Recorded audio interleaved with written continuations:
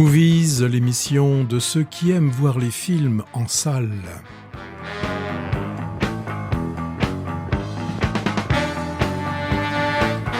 Movies, l'émission préparée et présentée par Hervé Brie et Patrick Servel.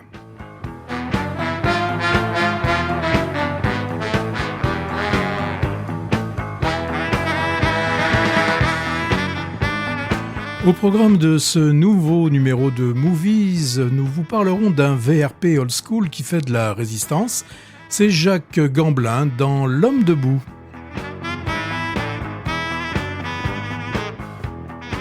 On le sait, ça a été chanté, les histoires d'amour finissent mal en général. Une illustration avec l'amour et les forêts.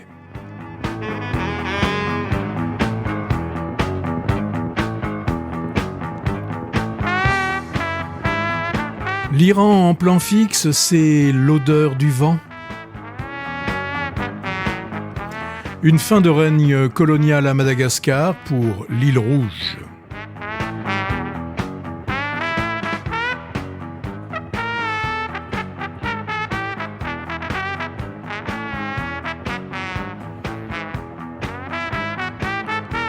Nous suivrons un genre de chemin noir, une version papy british avec l'improbable voyage d'Harold Fry.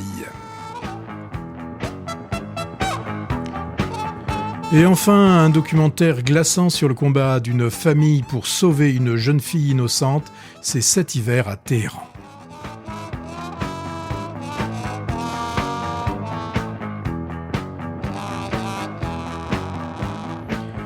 Mais avant tout, Hervé, bonjour, et tu nous fais un retour sur le Festival de Cannes, en tout cas sur le palmarès du dernier Festival de Cannes. Un mot sur le palmarès de ce 76e festival. Je suppose que ceux et celles qui suivent le cinéma de près ont sans doute pris connaissance de ce palmarès. En résumé, le cinéma asiatique a été à l'honneur cette année.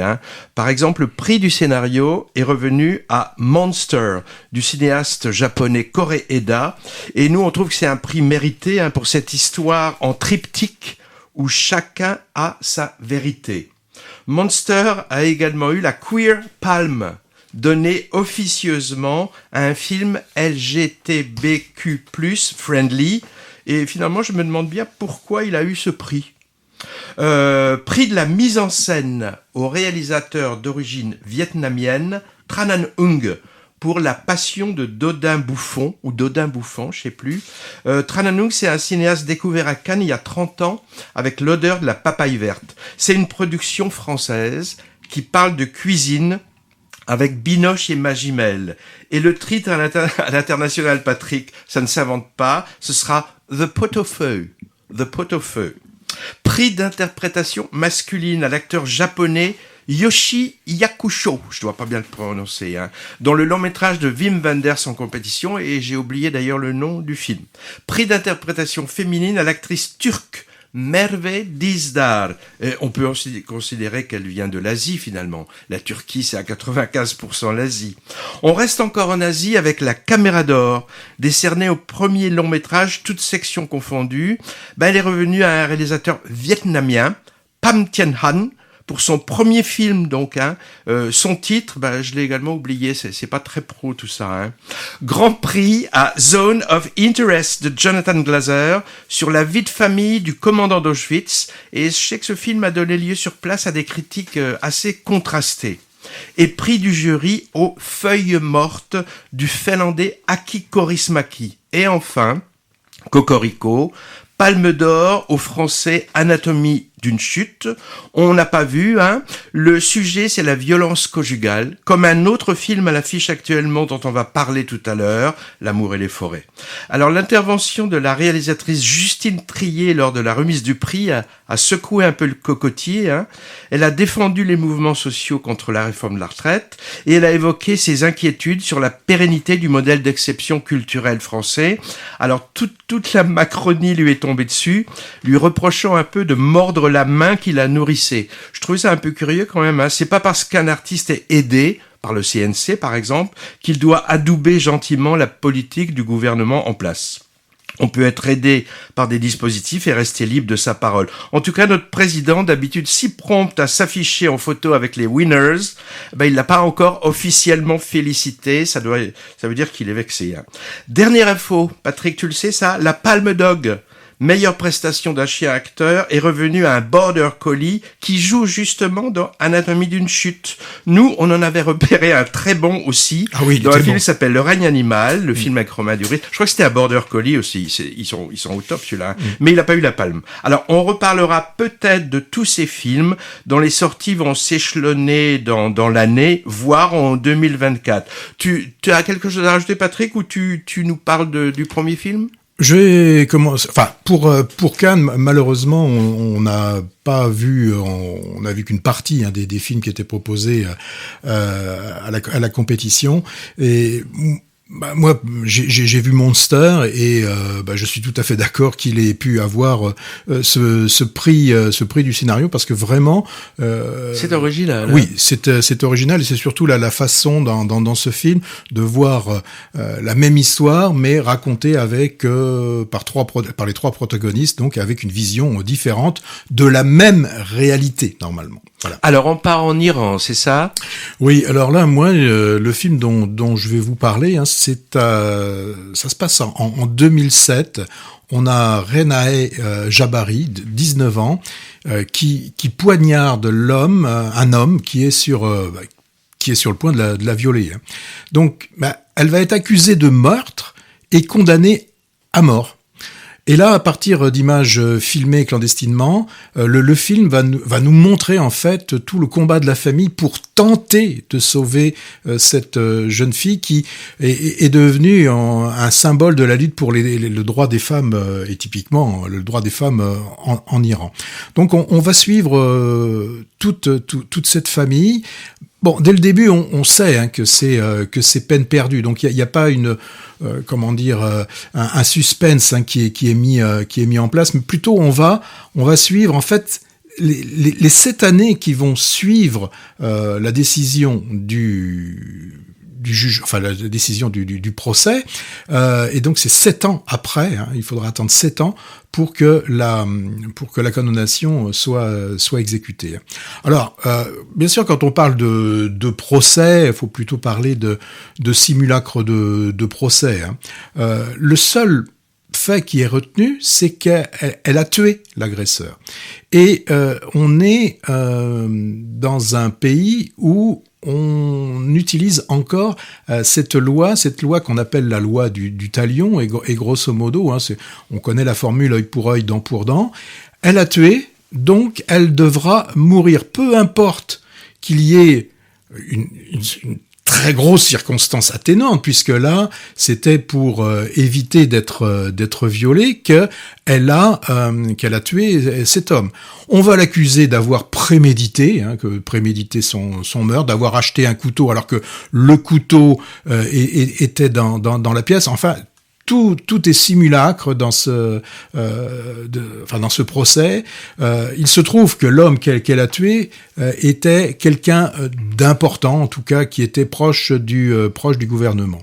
Alors, dans cette loi du talion, il y a quelque chose qu'il faut savoir, c'est que la victime peut amnistier la coupable.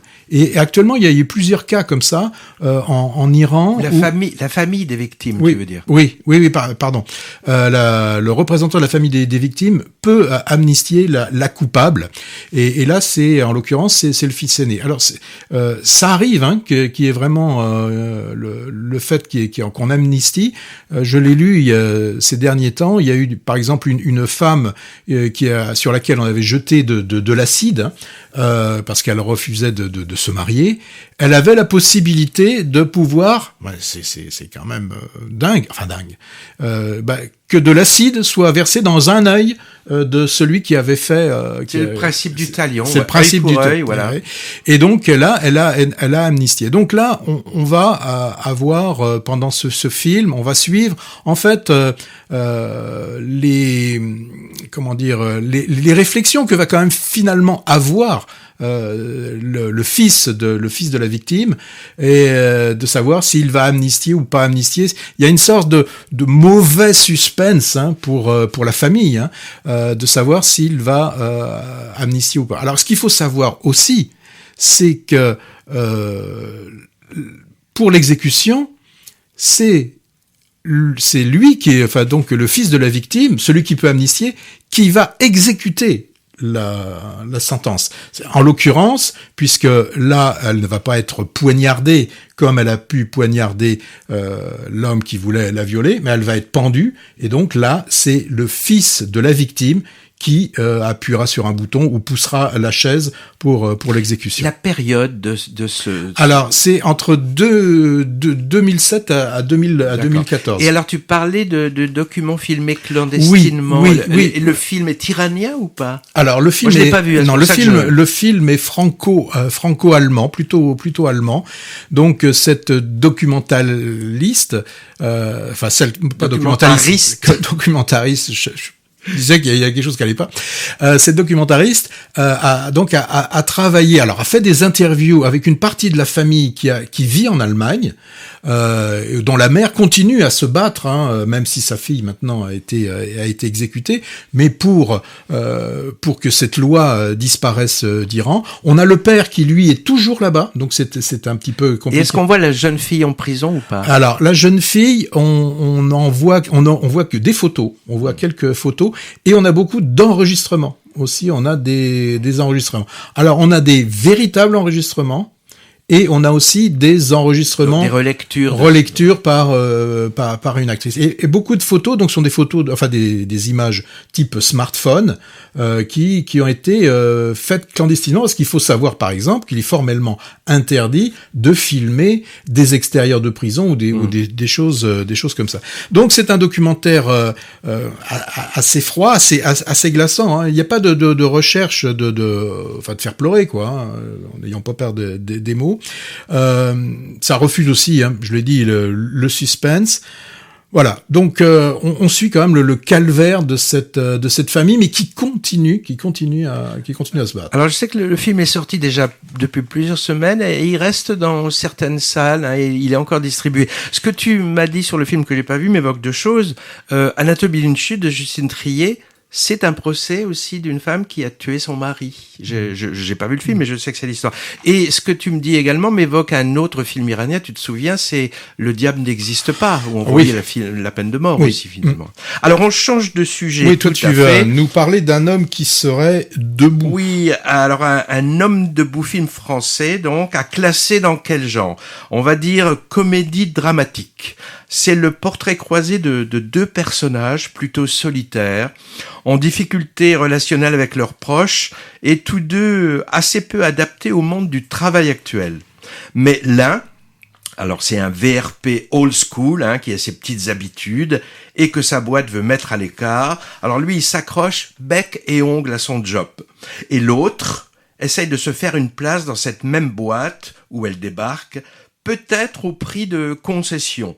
En bref, on lui demande de faire ses preuves en intriguant pour que l'employé plus tout jeune parte à la retraite.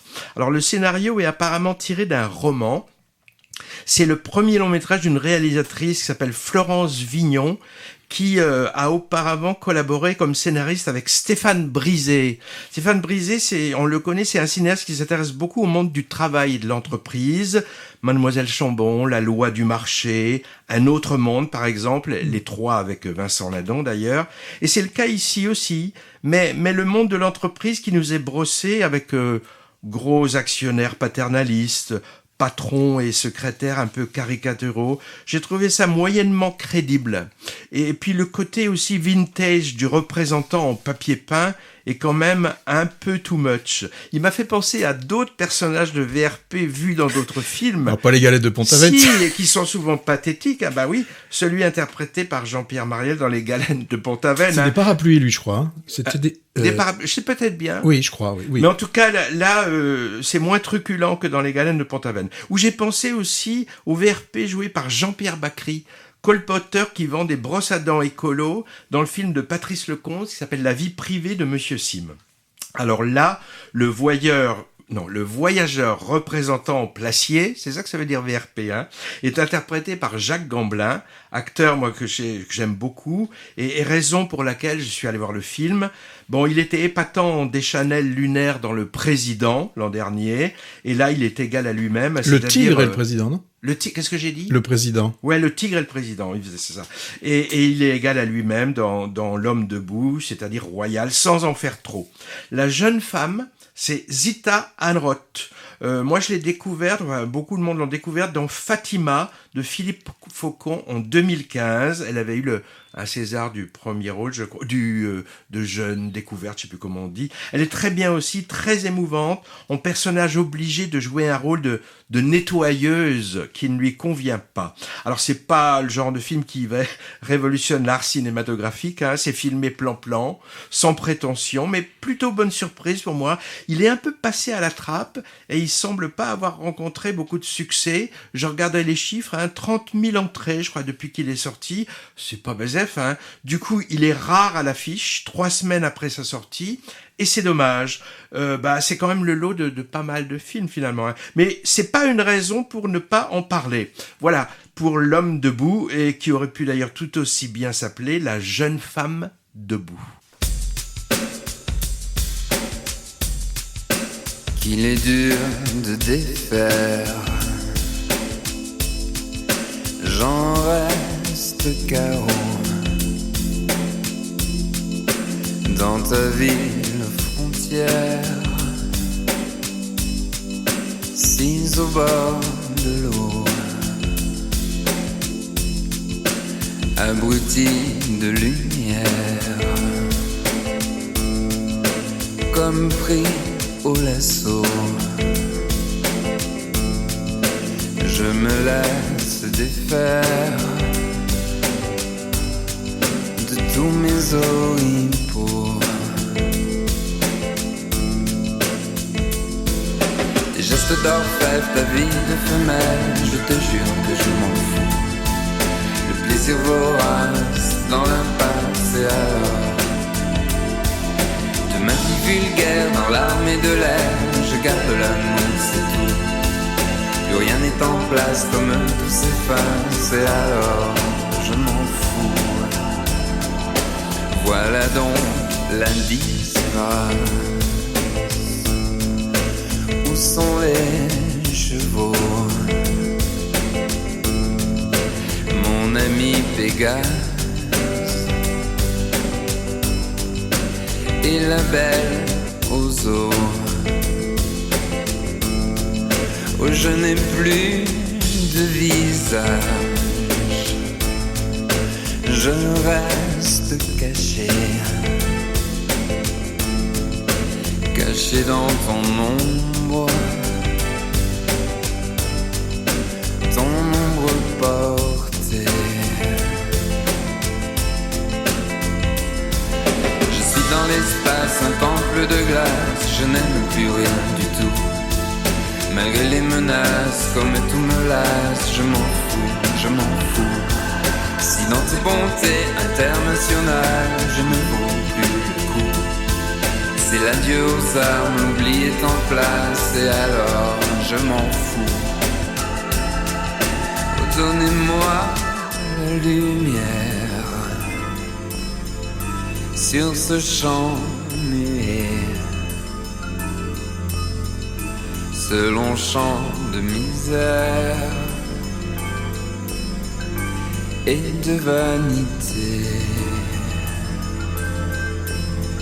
Comme tout est triste dans l'air, où tout est à côté. Ami, voilà ma prière, voilà mes péchés. Je suis dans l'espace, un temple de glace, je n'aime plus rien du tout. Oh, je m'en fous, je m'en fous. Je vis dans la crasse, je suis dégueulasse, et alors le chien de l'espace dans la glace n'aboiera plus. Ouh, ouh, ouh, ouh.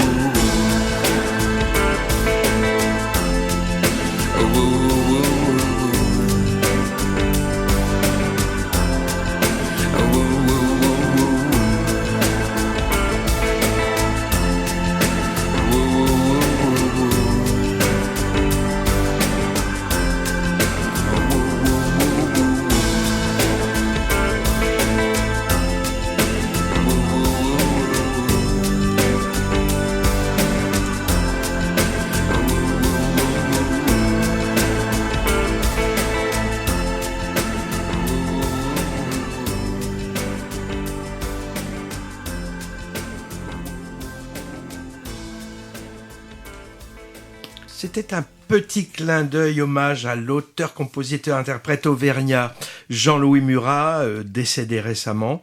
Prolixe, au moins 20 albums au compteur et ombrageux. Il s'est approché du cinéma au début de sa carrière et il a ensuite vite tourné le dos au showbiz musical et cinématographique. Cinéphile pointu, on peut trouver par exemple dans la chanson qu'on vient d'entendre qui s'appelait Fort Alamo, une référence au film du même titre de et avec John Wayne. Jean-Louis Murat, il est au générique de 3 longs métrages. La vengeance d'une femme de Jacques Doyon en 90 avec comme partenaire Isabelle Huppert et Béatrice Dalle. Il est également dans J'ai pas sommeil de Claire Denis en 94. Il a un petit rôle et il a fait la musique. Et il est aussi à l'origine du assez confidentiel film qui s'appelle Mademoiselle Personne en 96 avec Élodie Bouchez et Romain Duris pour lequel il a aussi composé la musique. On prend le bateau et on va sur une île. Avant d'aller sur une île, une petite rectification. Le film avec John Wayne, ce n'est pas Fort Alamo, c'est Alamo. Ah bon, mais je crois qu'en français, c'était Fort Alamo. Non, c'était Alamo. Je n'ai rien dit. On part sur l'île. Non, mais il y a des moments, il faut vérifier un petit peu ses sources. Et là, je t'affirme que c'est Alamo. Et en français, c'était Alamo. Et en allemand, c'était Alamo. Et en italien, c'était en allemand. J'ai pas été vérifié. Allez, si en Espagne, c'était Alamo. Alors une île, on part sur une île rouge. Oui, dans les années 70, la fin des années 70, enfin dans les années 70, on est sur une base de l'armée française et sur l'île de Madagascar. Et là, on a les militaires et leurs familles qui vont vivre leurs derniers moments et peut-être leurs dernières illusions, en tout cas les illusions du colonialisme. Oh, pas facile à dire. Et alors, le film commence par Fantomette. Oui, on voit du fantomètre. Donc ça nous donne déjà le ton. En fait, le film qu'on nous présente est la réalité, enfin le monde que voit un enfant, je pense de 8-10 ans à peu près. Et ce monde, alors j'ai retenu la phrase de début, lorsqu'il y a des nouveaux militaires et un jeune couple qui arrive, il y en a un qui lui dit, là celui qui vient de le vrai pied noir. Alors la voix, j'arriverai pas à le faire parce qu'il a une voix très grave. Vous venez d'atterrir sur le plus bel endroit du monde, de tous les plaisirs. Vous allez être dans un cocon familial. Bienvenue sur la base militaire 181 de Madagascar. En fait, oui, c'est bien un cocon, mais de blanc et de blanc français. Alors, il faut quand même savoir à ce moment-là que l'indépendance de Madagascar a été proclamée il y a déjà plusieurs années, mais il y en a ce petit monde de militaires qui vit en vase clos. D'ailleurs, les rares autochtones n'entrent dans leur monde que pour être que des serviteurs. On les voit que fugitivement. De mémoire, il y a qu'un seul moment où on en voit un apparaître. Et d'ailleurs, on lui dit. Non, mais là, c'est pas le moment. Sors du champ. Sors du champ. Bon, mais là, on sent qu'on est quand même à la fin. Cette présence des militaires, on sent qu'elle touche à sa fin et qu'ils ne sont plus les bienvenus. Surtout que les militaires français, à un moment donné, doivent prendre parti pour le gouvernement qui est en place sur l'île, alors qu'il devrait normalement avoir une certaine neutralité. Les militaires que l'on voit là, ils sont habitués à être dans des colonies, puisque certains nous disent j'ai fait l'Indochine, j'ai fait l'Algérie, maintenant c'est Madagascar. Mais là, ils sentent bien que ça va être le dernier endroit hors de France. Et les colonies, c'est terminé. Il va falloir rentrer en France. Alors, moi, j'ai trouvé que ce moment, cette ambiance de fin de règne, de fin d'illusion, est assez bien rendue. Alors, on devine ce qui a pu être cette colonisation. On imagine les actions parfois peu glorieuses, mais dans le film, rien n'est dit. En tout cas, dans les trois quarts, les trois quarts du début du film, on n'en entend pas parler. Il va falloir attendre, le dernier quart pour que, et là il y a une rupture qui est assez nette, puisque on va avoir un local, un autochtone qui qui travaille pour qui travaille pour les militaires, mais qui va nous parler dans sa langue, la langue des Malgaches, donc de Madagascar. Ça, c'est un moment où il y a vraiment une rupture dans le film, et on a quasiment une explication, puisque on va voir un des manifestants qui va nous lire des paroles de Joseph Gallieni, qui a été un des grands acteurs, grands acteurs, je ne veux pas lui lancer des fleurs, quand je dis grand acteur, je veux dire un acteur hyper important de cette colonisation sur Madagascar. Alors, moi, franchement, c'est la partie qui m'a gêné, et j'ai trouvé que ça affaiblissait la portée du film. On a eu vraiment cette impression, c'est de dire voilà, je veux vraiment donner les deux côtés, donner l'image positive, l'image négative, et je pense que ça casse complètement la dramaturgie, parce que pour moi, ce qui était important, c'était cette fin, c'est ce moment où les choses vont se terminer, et c'est surtout cet enfant qui voit ça.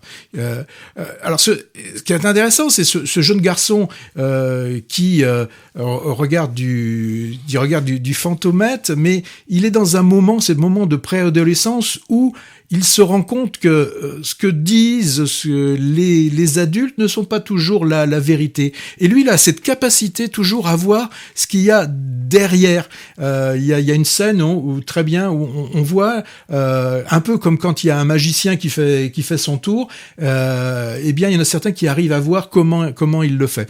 Donc moi, je trouvais que c'était très intéressant cette vision de cet enfant qui sait qui va partir, qui va aller en France. Il voit ce monde qui est en train, en fait, de se déliter.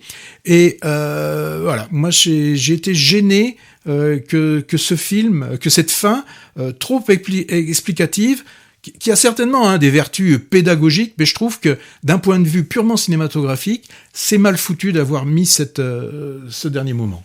Alors, tout en suggestion, quand même, le film tente de rendre compte donc des sensations de l'enfance, et je trouve qu'il y réussit assez bien en dressant donc le portrait de ces familles françaises sur la base militaire de Madagascar.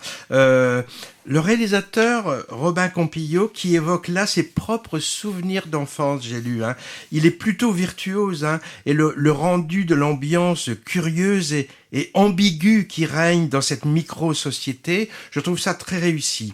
Autant son long métrage précédent, 120 battements par minute, était assez frénétique et démonstratif, avec une caméra au service de l'urgence du sujet traité. Le film parlait du militantisme d'Act Up et des ravages du sida dans les années 80. Autant dans ce film, tout est plus serein, mais en apparence. Je dis en apparence car des conflits se trament évidemment dans et en dehors de la bulle étanche au monde extérieur de cette communauté d'expatriés. Des conflits militaires, tu l'as évoqué, et des conflits matrimoniaux aussi, on le sent. Beaucoup de scènes sont vues donc à travers le regard du jeune garçon, décalé, curieux de tout, en particulier de ce que disent et font les adultes, tu l'as dit, de l'envers du décor, mais sans qu'ils comprennent vraiment les enjeux de ce qu'ils captent. Et puis les scènes oniriques où ils se rêvent en fantomène, je trouve qu'elles donnent un cachet vraiment original à l'histoire. L'aspect politique du sujet, donc le processus de cette décolonisation, est laissé hors champ. On le devine, et comme toi, je déplore qu'il apparaisse plus nettement au dernier quart, on va dire, du film, et comme toi, de façon un peu maladroite et aussi trop bavarde.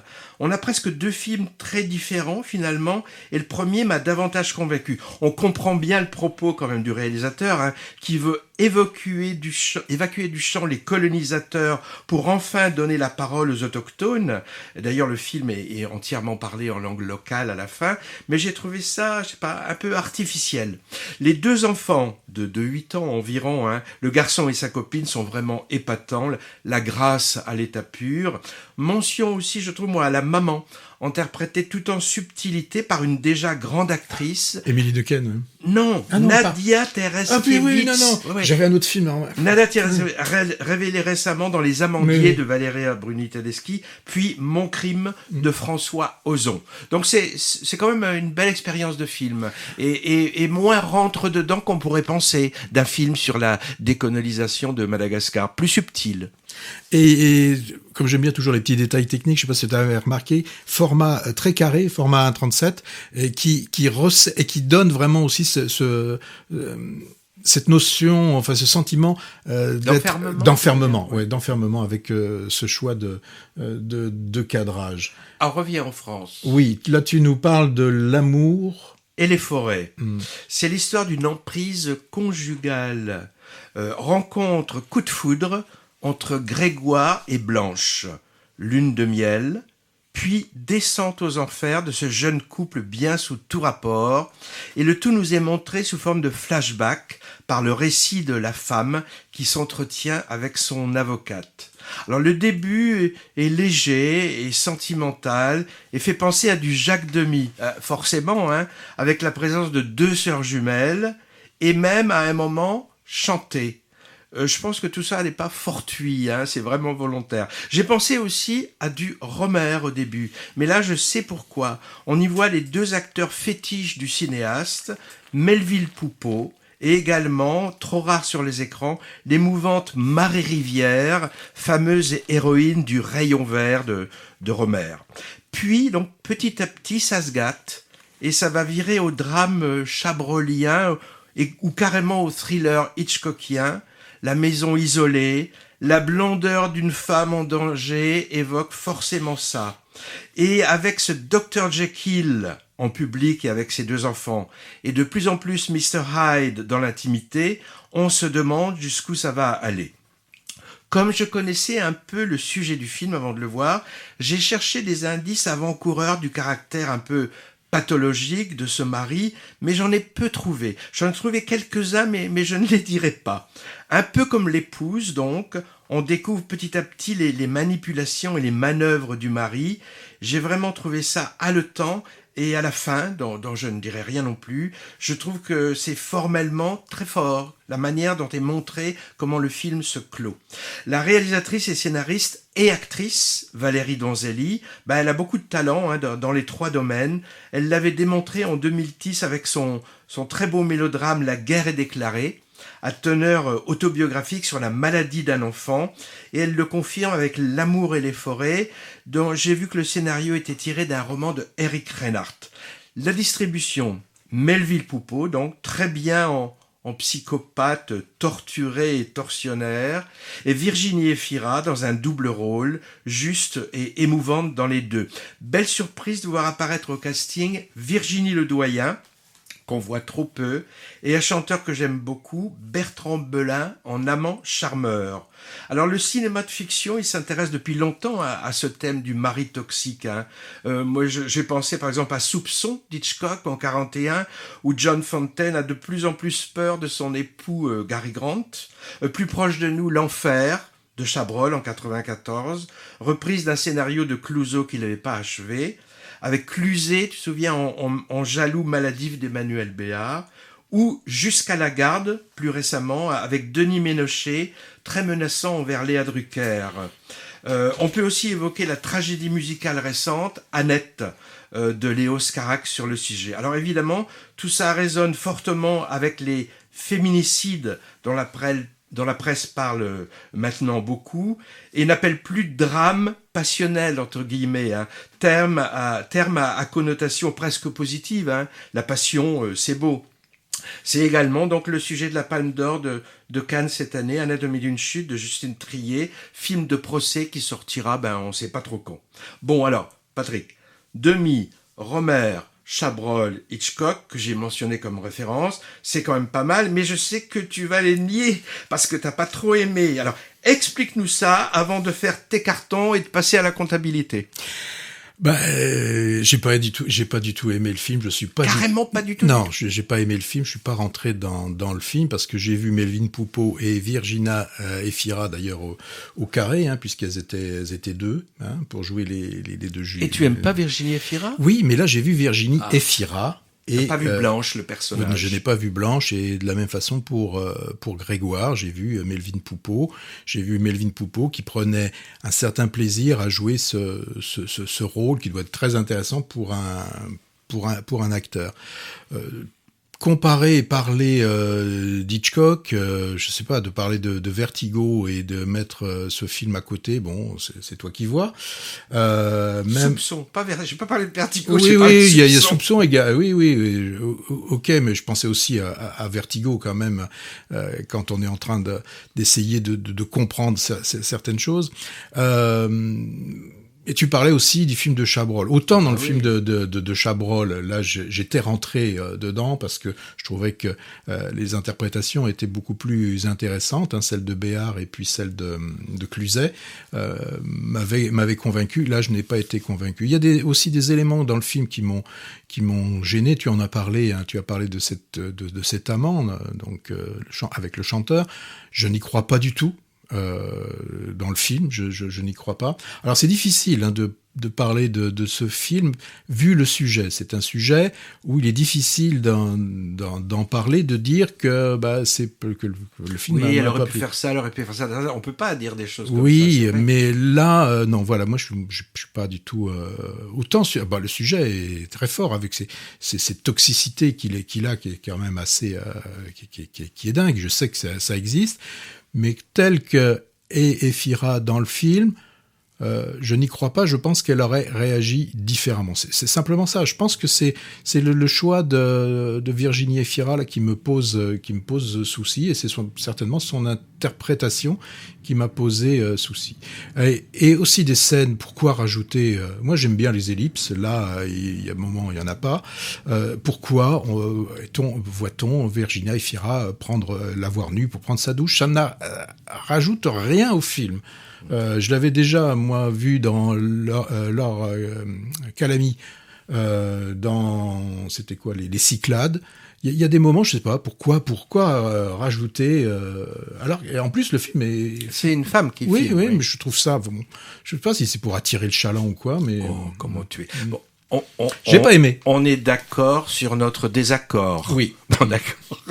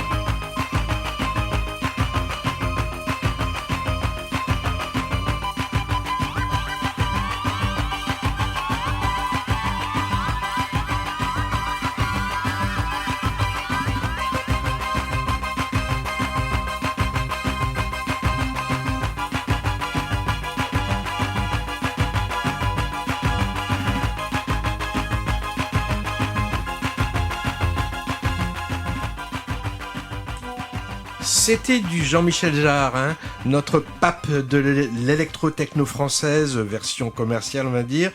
Il a signé quelques BO de films documentaires et de quelques fictions, ce Jean-Michel Jarre. J'ai vu ça, les Granges brûlées, par exemple, avec Delon-Signoret, il était à la musique. Alors, c'est le fils abandonné petit, je pense que beaucoup le savent, de Maurice Jarre, prolifique compositeur de dizaines de musiques de films de la deuxième moitié du XXe siècle. Bon, en tout cas, on a entendu Laurence d'Arabie, par exemple. Ouais, Docteur Givago, le tambour, etc., etc. Là, on a entendu du fils Jarre, les chants magnétiques, et ça date de 81. On va retourner en Iran, Patrick, où tu nous avais emmené au tout début. Oui, et là on se retrouve dans une maison, enfin on a une maison isolée, au milieu d'une plaine en Iran, et là on voit un homme qui vit seul avec son fils qui est alité.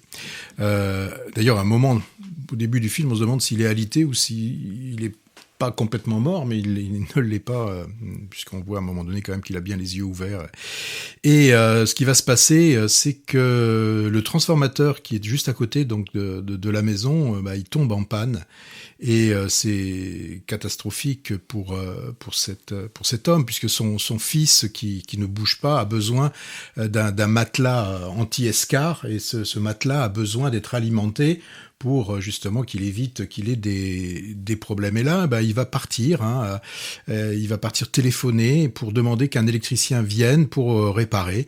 Et là, le réparateur va se trouver confronté à un problème de pièce, et voilà, il va aller devoir chercher une autre pièce ailleurs. Bon, tout ça, en résumant comme ça pas forcément un grand intérêt.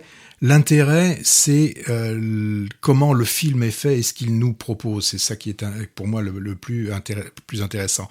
On a une caméra qui sait rester immobile, qui nous propose des plans larges et superbement composés. Vraiment, chaque plan est merveilleusement composé, merveilleusement coloré.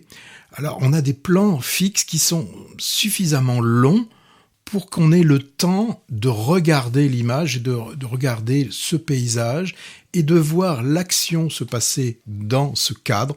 Donc les acteurs peuvent rentrer, peuvent en sortir. C'est très beau, hein. Et puis on a à l'intérieur de ce cadre, donc on va voir des hommes qui parlent peu. Ça, c'est le moins qu'on puisse dire. Ils parlent peu, mais qui agissent.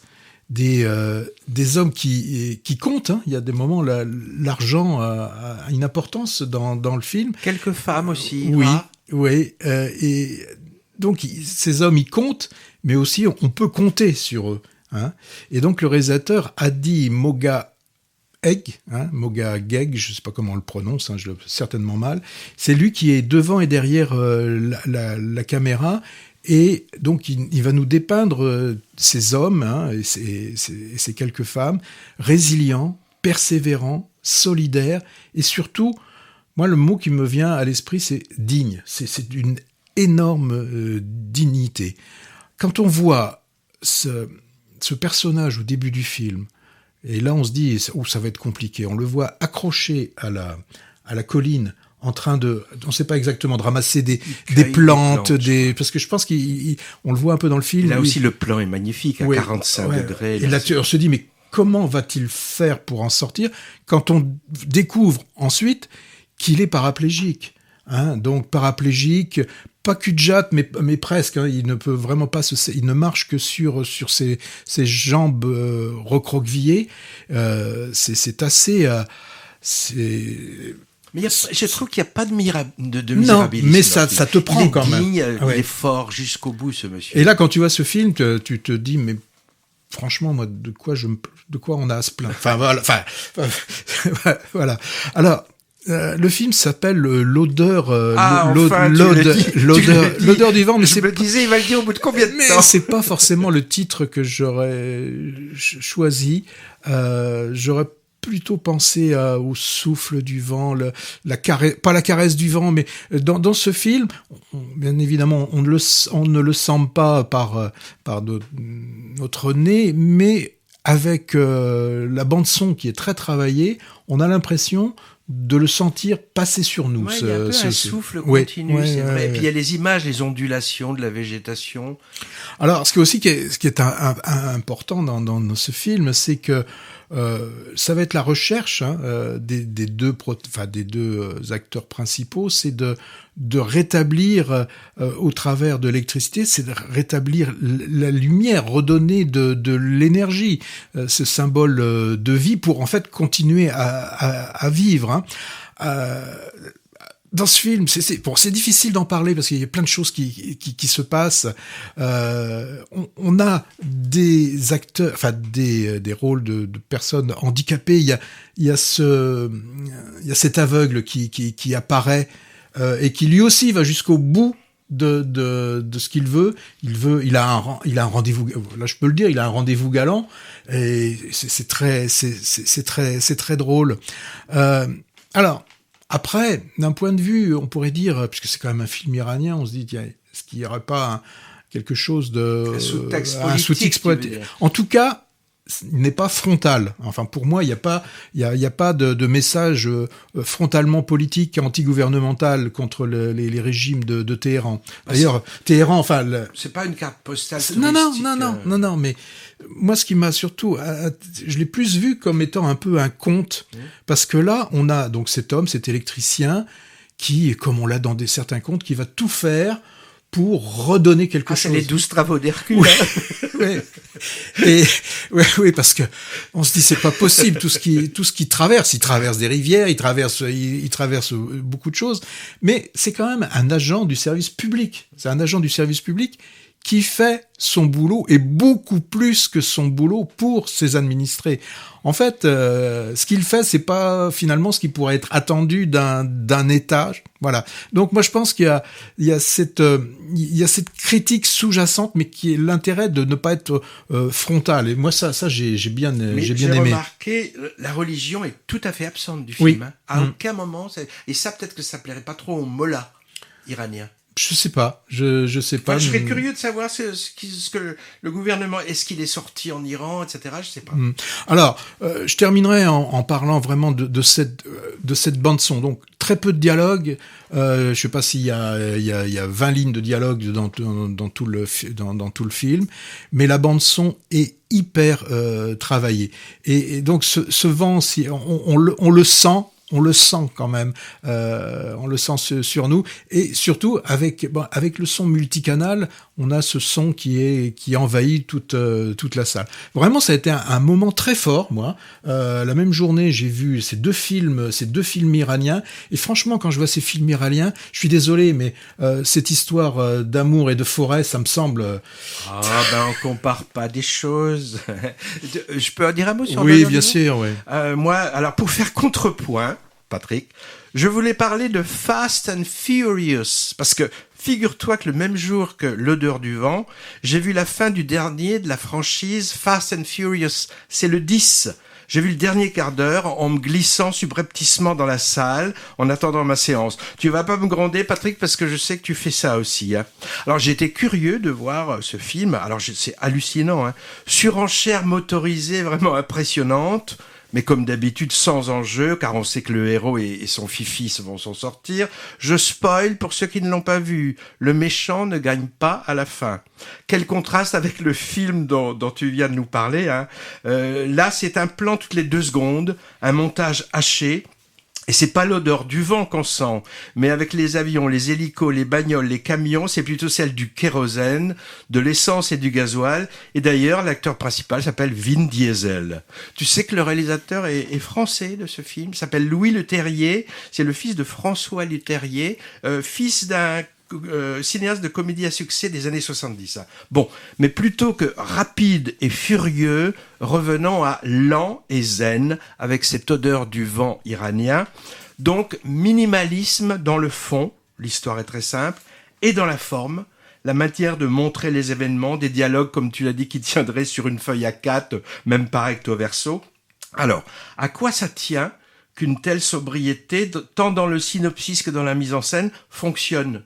Moi, je dis ça parce que parfois, on souffre en tant que spectateur dans des films lents et peu dialogués, avec une caméra fixe. Je pense à certains films de Théo Angelopoulos, de Tarkovsky, ou même de l'Iranien Abbas Kiarostami ou chez Antonioni aussi. Mais c'est souvent parce que c'est trop long. On doit subir ce qu'on pourrait qualifier parfois des caprices auteuristes statiques et mutiques qui durent 2 ou 3 heures, et ils en paraissent le double. Ici, dans ce film dont on parle, L'odeur du vent, c'est 1h30, pas plus, c'est parfait, et je suis sûr qu'au-delà, le dispositif n'aurait peut-être pas tenu le coup. On peut parler aussi, je trouve, de films ethnographiques à propos de L'odeur du vent, avec une grande qualité de documentaire qui montre sobrement la survie on peut appeler ça un Moyen-Âge contemporain, que la plupart des Occidentaux ne soupçonnent pas forcément. C'est tout à fait dans la lignée du film bolivien qui s'appelait Outama, la terre oubliée, il y a 1 an, ou plus récemment le chinois Le retour des hirondelles, où la caméra s'attarde en silence sur des paysages grandioses et désertiques, et en même temps sur des lieux modestes et des gens de peu, et sur leurs petits gestes anodins qui disent beaucoup avec la solidarité qui prime. Je sais, comme toi, j'ai pas eu l'odeur du vent, mais j'ai eu le bruit du vent, et j'ai trouvé ça très beau. Vous l'aurez compris, on a adoré ce film iranien, minimalisme et gorgé d'humanité à la fois.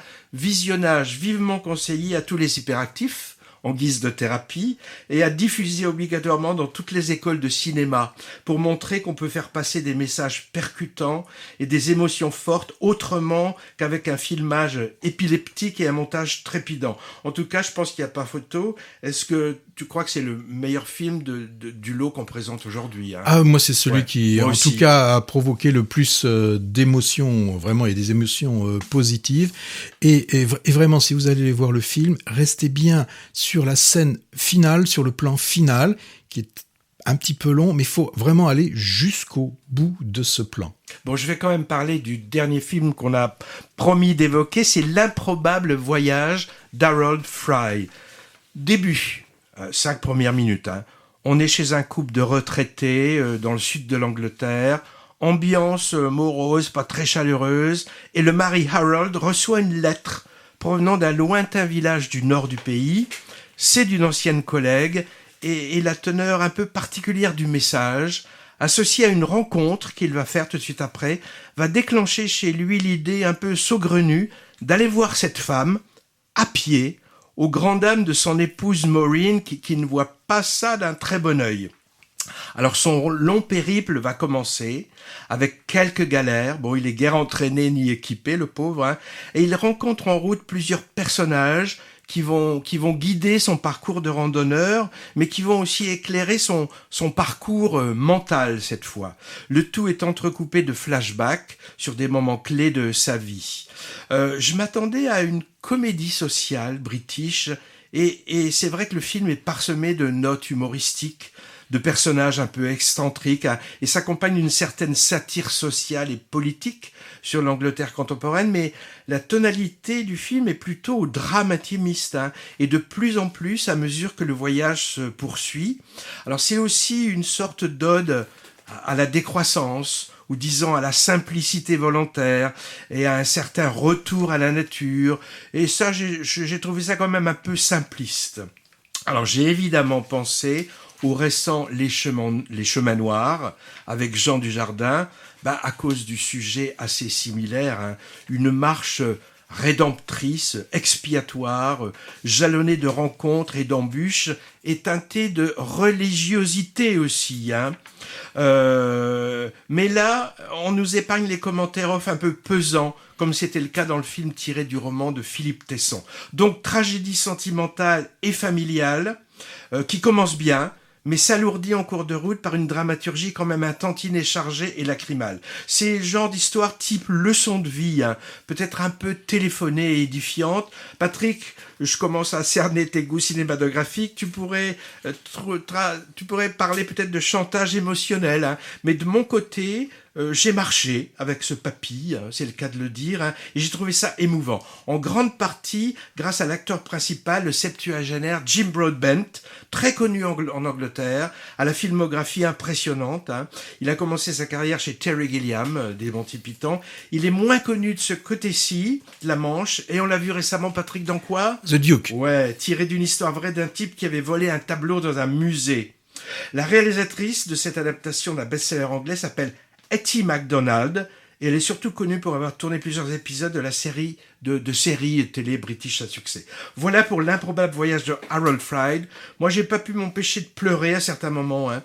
Alors, pour certaines scènes qui paraissent peut-être anodines pour d'autres spectateurs, hein, mais qui ont résonné en moi. Mais c'est toujours un peu comme ça au cinéma, hein. Et d'ailleurs, dans tous les domaines artistiques, hein, on n'est pas tous touchés par les mêmes choses à cause de l'histoire personnelle de chacun. Bon, d'accord, Patrick, c'est un truisme, mais ça mange pas de pain de le répéter.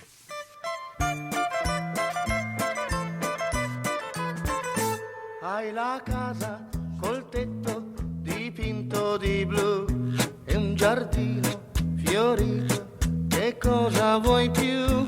Il mattino ti sveglia col gallo e il caffè ed il giorno comincia a vivere con te.